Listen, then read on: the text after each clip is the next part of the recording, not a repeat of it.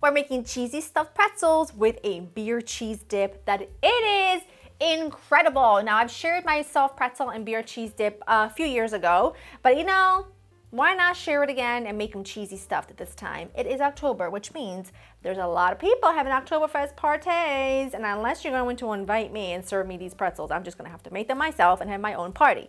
So let me run you through how to make them. They're very, very easy. This is my standard soft pretzel recipe, and if you've been an OG, you remember what they did to me back in like 2011 when there was like, I don't know what was in the air or what was in the water, but there was a period of time, weeks, of every single inbox, email, comment section was getting spammed by people asking for soft pretzel recipe. And if you go back to those videos back in early 2011, you will find those comments.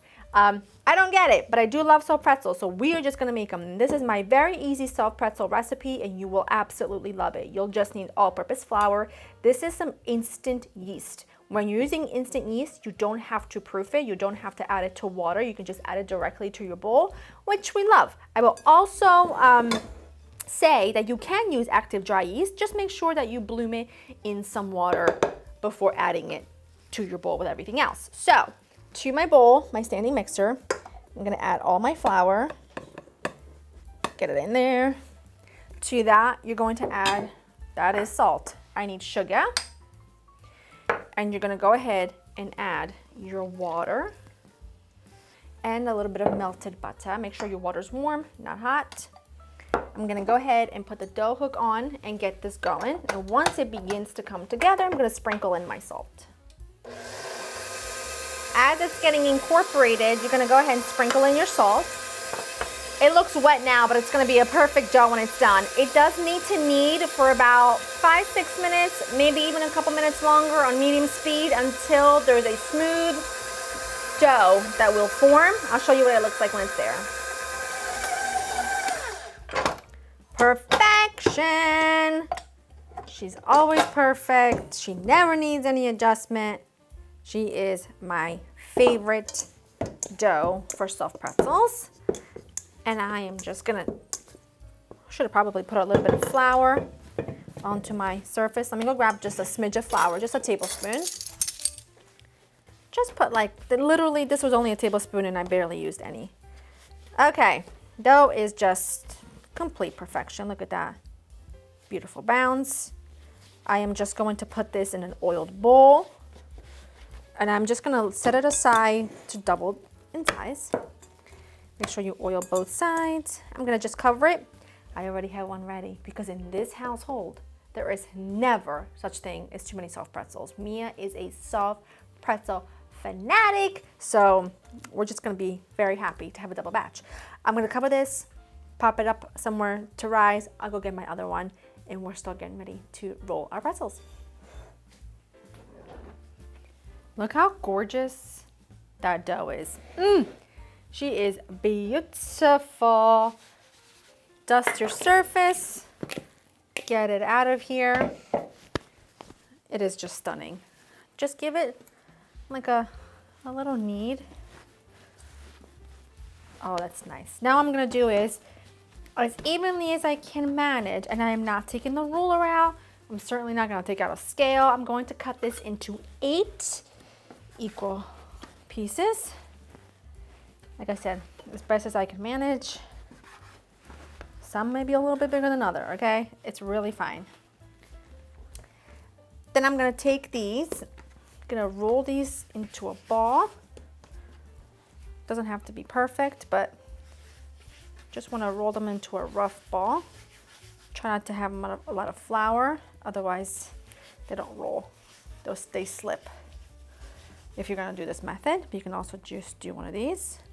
Just set them close together because these are gonna rest for about 10 minutes. So I just do that. Okay, and I'm just gonna put them close together. I'm gonna take the bowl, cover them about 10 minutes or so. This is the time where you wanna get your oven preheating. You want it to be at 450. I'm gonna get a big pot, like a shallow pot, with some water and baking soda up to a boil. And I also like to take my cheese at this point grate it and pop it into the freezer for like 10-15 minutes because you want the cheese to be semi-frozen so that they just melt perfectly like in the actual oven and not all over the boiling water. So this is when you want to get all those things done, but I'm just gonna let this rest and then I'll grab all of my stuff and we move on. Look how beautiful they are. All right, it's been about 10 minutes. You're gonna take each bowl of dough and you're gonna kind of roll this out into, you don't wanna have too much flour, otherwise it'll slip and it won't roll out as easily as it should. I kind of like to start in the middle, flatten it out and roll. Sometimes you gotta give it a little give, but you need this to be about, I'd say 14 inches in length. Once it's at the length you want it, it's a piece of rosemary, you want to kind of flatten it out, okay? You can do this with a rolling pin, but I'm absolutely not going to do that. You want to flatten it out just a little bit, okay? Use your hands to kind of help you, okay? It's very easy to work with this dough. You're going to take your cheese that's like semi-frozen. I love a combination of Gouda because of the flavor and mozzarella because of the melting properties, okay? You're gonna, don't overfill, I know, but listen, it just becomes really messy in the oven, so don't overfill. It'll look a little something like that, okay? Then you're basically just gonna look at my fingers back here, okay? I like to leave this part out because that's the end, like little tail. You're just gonna roll. Imagine you're rolling like a cinnamon roll, right? You want the seam to be under. Some of the cheese goes on the outside, that is fine. I would not be that concerned about that. Okay. Roll and seal. Sometimes a couple parts come undone, but you just roll and seal, okay? And then you're gonna make a U. Remember, keep telling you, okay? Like that, okay? And you pinch the bottom until it looks a little something like that. Place them on a parchment paper lined baking sheet and you're gonna let that sit for like, I don't know, 10 minutes. You wanna get them all done and they should just get like a few minutes to rest. Like I said, my oven's preheating, my water is coming up to a boil. You just wanna make sure that the thickness is about the same all the way down.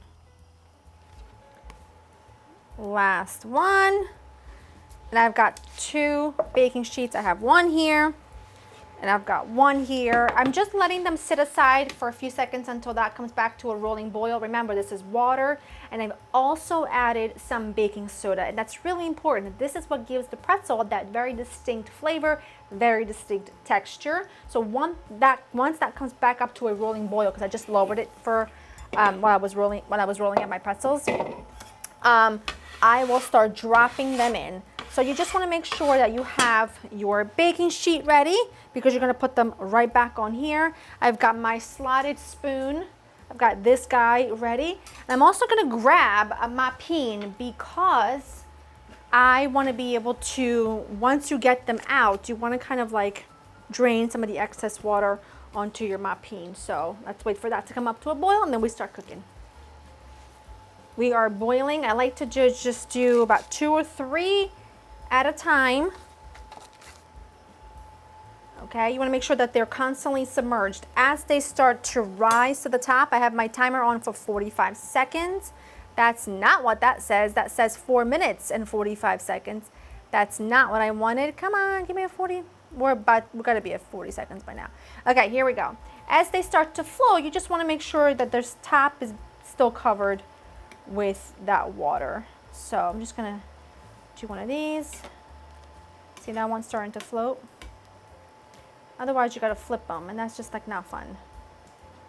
When you get them out, just sort of tap the bottom a little. I like to slide them onto a little towel. It just absorbs any excess water so that the bottom isn't all gunky. Okay. I'm just gonna continue to cook these for 45 seconds. I'll just do 2 more batches, right? Yeah. Because there's 8 altogether. All right, I'm just gonna take a little egg wash, which is just 1 egg that I beat with a touch of water, or you could use milk. I like to brush that all over it. Now, you can buy something known as pretzel salt, but if you know me, you know I'm not gonna buy something that's just a one-time use. I just use my everyday coarse kosher salt, and it works just as well. It works perfectly fine. It has like the little coarse crystally salt bites that we like. You can also top this with a little bit of everything but the bagel seasoning, like whatever seasoning of choice you like. I know people love to do herbs in this as well. It's personally not my favorite. I don't love the flavor of the pretzel with the herbs. I feel like the sort of contrast between like the pretzel flavor that's tiny bit bitter, you know what I mean, with the herbs just doesn't really work for me. But you could chop up some, you know, thyme, some rosemary if you wanted to. You could do whatever combination of herbs your heart desires, but I like to go very traditional with some salt, and then that way I can just really enjoy a good, exceptionally good pretzel with a delightful pull of that beer cheese that's just insane. And like I said, if you happen to have some pretzel salt, use that, but you see how this is sort of coarse and beautiful? It does a job. This is gonna go into the oven at 450 for about 15 minutes or so. I like the middle and top rack, and what I do is I cook them for half the time and then swap. So I'll cook them for about 7 minutes, and then I'll swap the middle one for the top and the top one for the middle so that they cook evenly. In the meantime, we make the beer cheese. Let's make the beer cheese. In a saucepan, I've got butter melted. To that, I'm gonna go ahead, crank this back up, add some flour. This is gonna be your roux, your thickener. And you wanna make sure that you're just cooking that long enough so that you no longer see any raw bits of butter. You won't believe what I did. I touched the burner, didn't realize it was hot. Burnt my finger. I'm all right though. It's all good. See, that's starting to bubble up. There's no lumps, big lumps of butter or big lumps of flour, any raw bits of flour. That's all gone, my friend, all gone. Okay, now we're gonna add milk,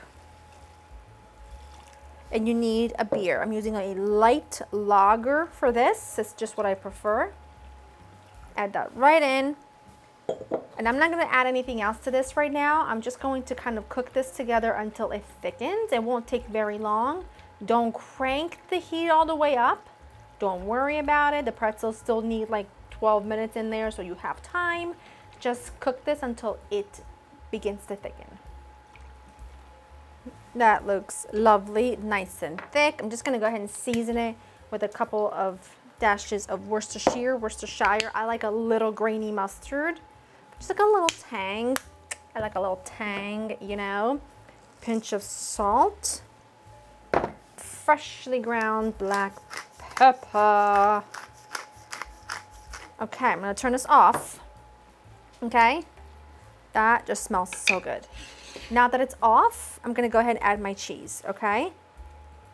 I like Swiss and sharp cheddar for this. I like to do this when the heat is cut off, because that way your cheese doesn't get overcooked or overly heated and gets all grainy. I want this to be smooth. So I'm just letting the residual heat from the pan melt my cheese. Boom. Love that for us. I'm just gonna set this aside. You could keep this warm in a mini crock pot if you wanted to, but I'm not going to, because I'm gonna pour it in my crock, in my little tiny crock, when my pretzels come out. But like, that is perfect. Let me show you. Let me show you. See how it doesn't split? I hate when cheese sauces split and they get all grainy. You see how that's like really smooth?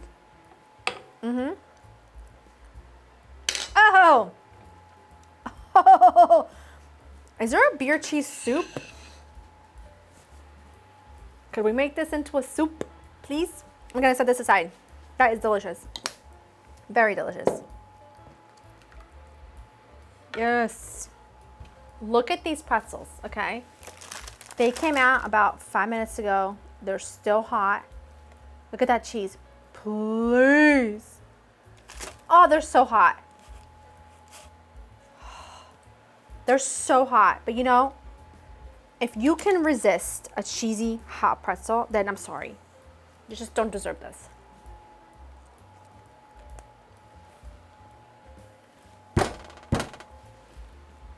I'm flipping it over so there's no double dipping. You know, honestly,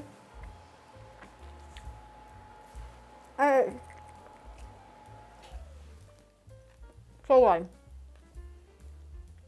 I mean, I really have no words. You just need to go to laureninthekitchen.com. You need to make these. Have a great weekend doing it. You will be so happy that you did. Grab a couple of friends, a few beers, have yourself a good old time. Hope you enjoy spending time with me now. We'll see you in the next one. Bye. Oh.